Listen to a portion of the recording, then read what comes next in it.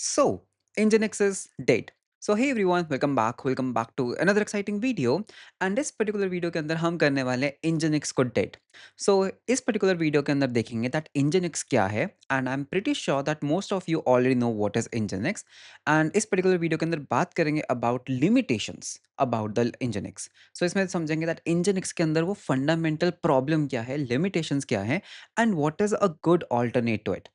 And I am pretty sure that you have already heard about something like Caddy and all, तो हम उनकी बात नहीं करेंगे. Actually this is more modern, more scalable and more something different pattern. So इस particular video के अंदर हम बात करने वाले हैं एक ऑल्टरनेट टू इंजनिक्स की. So with that let's start with the video. All right, तो पहले बात करते हैं एक छोटा सा रिकैप इंजनिक्स क्या है. वैसे तो I already have a dedicated video, but कोई बात नहीं. So usually what happens is जब भी आप कोई सर्वर को डिप्लॉय करते हो, so you have multiple servers, right. So let's से मेरे पास मल्टीपल सर्वर्स हैं, वो स्केल हो चुके हैं because I have a lot of traffic on my websites. तो लेट्स से मेरे पास अभी 3 सर्वर्स हैं. I have 3 replicas of my server.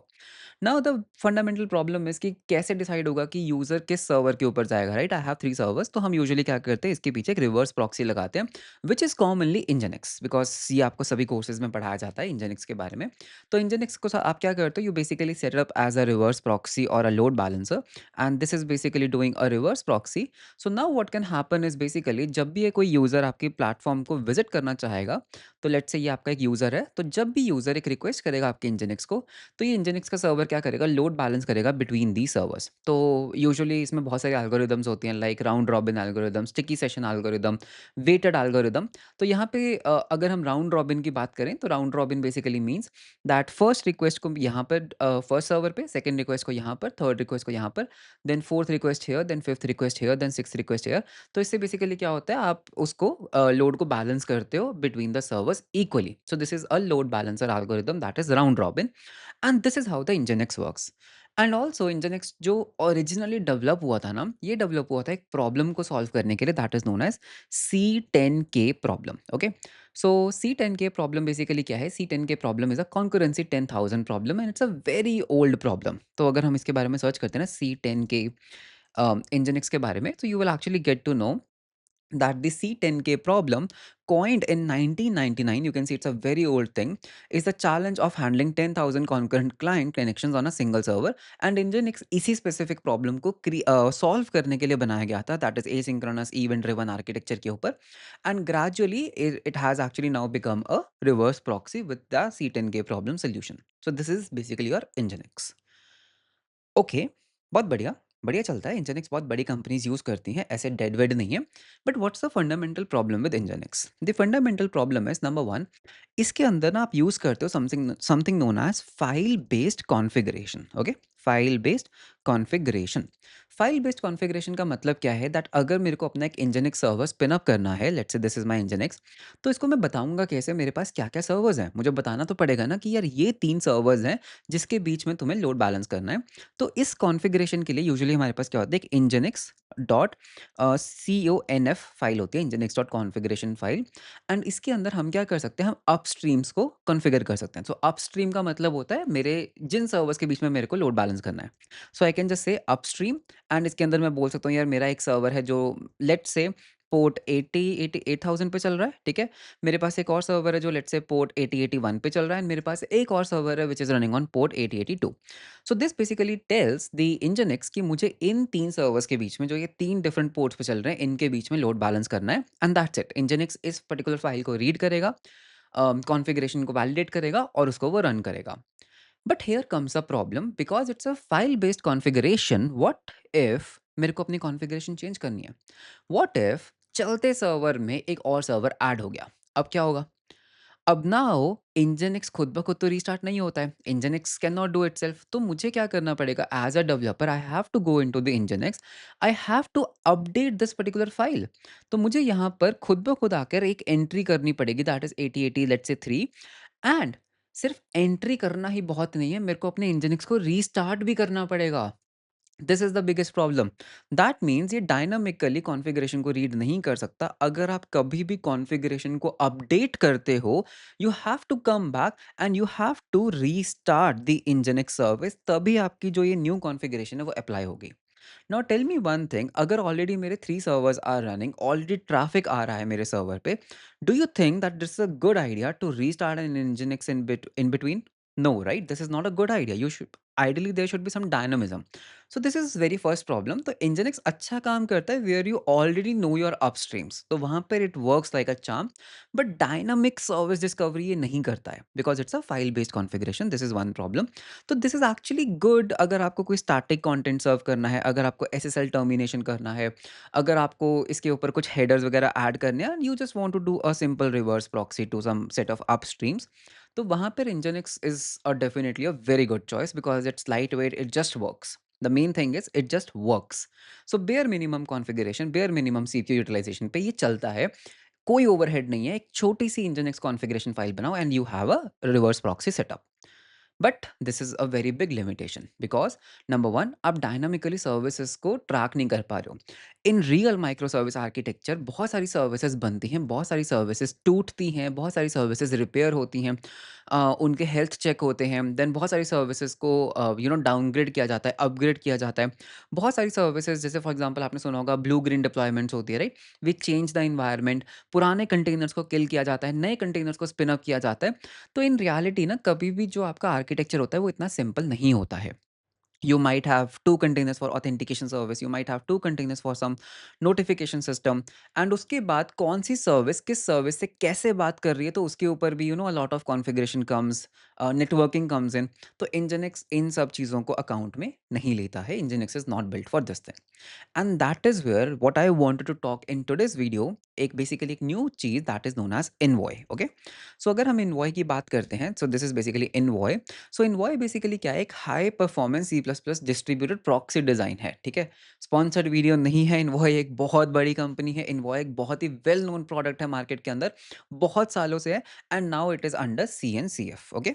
तो ये एक्चुअली में बना था लिफ्ट के अंदर, अगर आपने कंपनी का नाम सुना होगा LYFT, बट अब इसको CNCF मेंटेन करता है।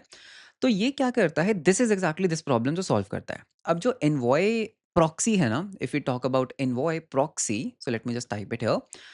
सो एन्वॉय प्रॉक्सी ना थोड़ी मॉडर्न है, इनफैक्ट बहुत ज़्यादा मॉडर्न है। This was specifically built for containerized applications, okay? Containerized applications. और ये कैसे काम करती है? ये काम करती है आपके साइडकार पैटर्न के ऊपर। तो अगर आपको डॉकर आता है, अगर आपको कुबरनेटिस आता है, या फिर अगर आपको कंटेनराइज्ड वर्ल्ड में बहुत ज़्यादा एक्सपीरियंस है, तो आपको पता होगा एक साइडकार पैटर्न होता है। साइडकार पैटर्न का मतलब क्या होता है कि अगर लेट्स से मेरे पास एक मेन कंटेनर है, so let me just take a container. So let's say ये मेरा एक डॉकर कंटेनर है, ठीक है? मैं एग्जांपल के लिए डॉकर ले लेता हूँ। सो let's say I have a Docker container and ये डॉकर कंटेनर मेरा अप एंड रनिंग है, एंड लेट्स से इसमें मेरा एक्चुअल सर्वर चल रहा है, ठीक है? Node.js का कुछ एक्चुअल सर्वर चल रहा है। So what I can do is मैं इस मेन कंटेनर के साथ एक छोटा कंटेनर भी रन कर सकता हूँ which is like a sidecar, and इसके अंदर let's say I can run some kind of an OTel service. OTel होता है ओपन टेलीमेंट्री सर्विस। तो ये मेरा मेन कंटेनर है, this is up and running. OTel service क्या कर सकती है? इसका हेल्थ चेक कर सकती है मेन कंटेनर का, एंड इसके जो भी लॉग्स हैं, सीपीयू यूटिलाइजेशन है, वो मेरे एक ओटेल सर्वर पे बार-बार पुश कर सकते हैं। So this is a sidecar pattern, that's why it is known as a sidecar pattern.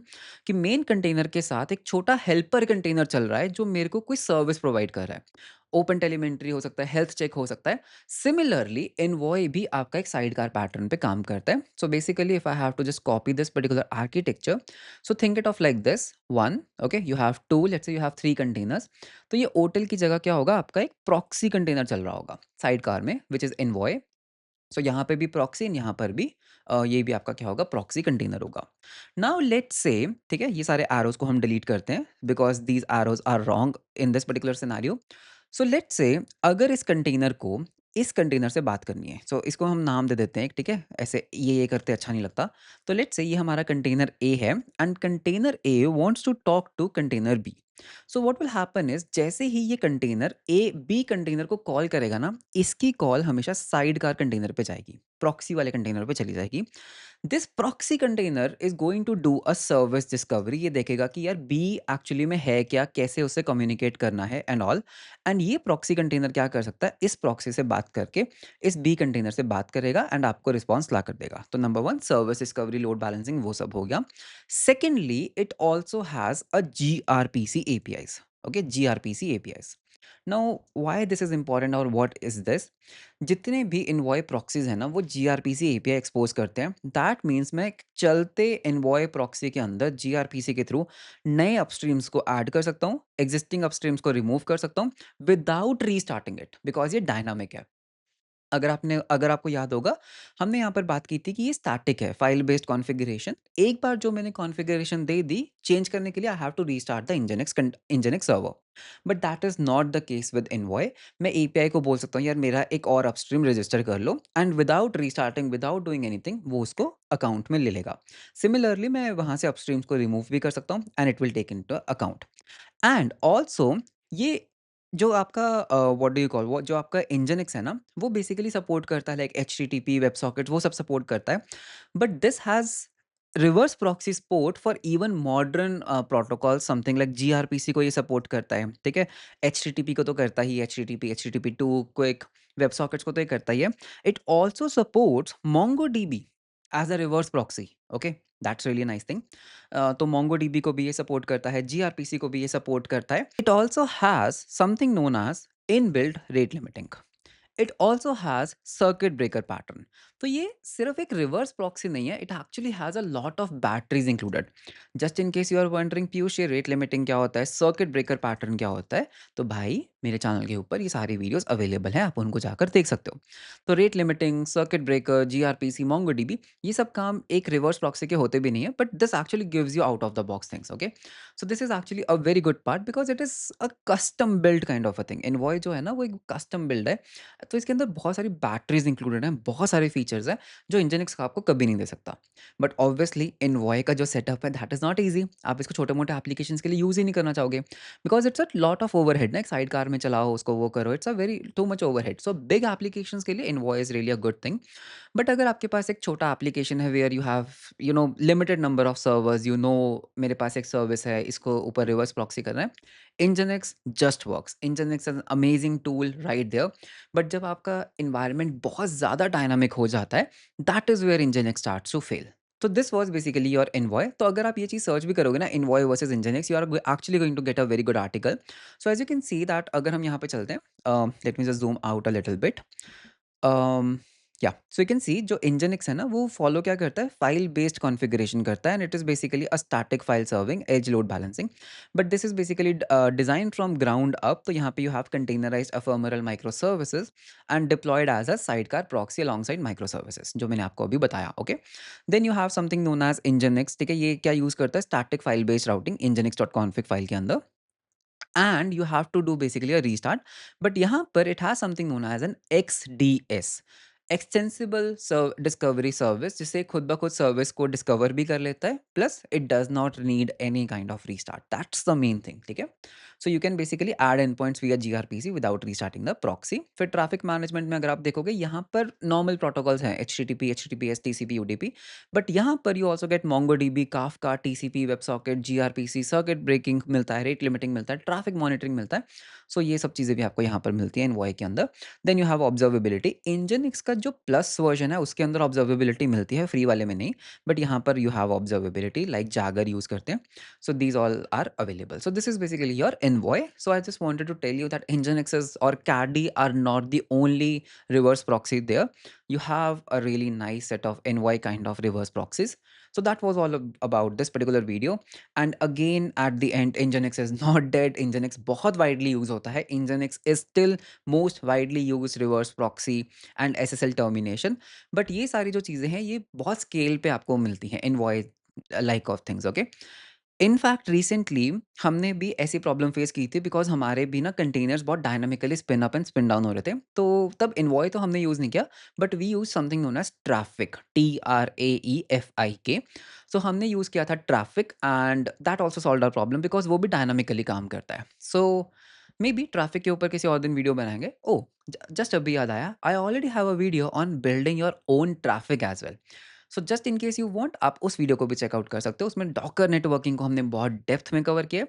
And just in case you want to learn Docker, तो उसका जो लिंक है वो भी आपको नीचे डिस्क्रिप्शन में मिल जाएगा। आप एक कूपन कोड यूज़ कर सकते हो, डेड, DEAD, जिससे आपको एडिशनल डिस्काउंट मिलेगा।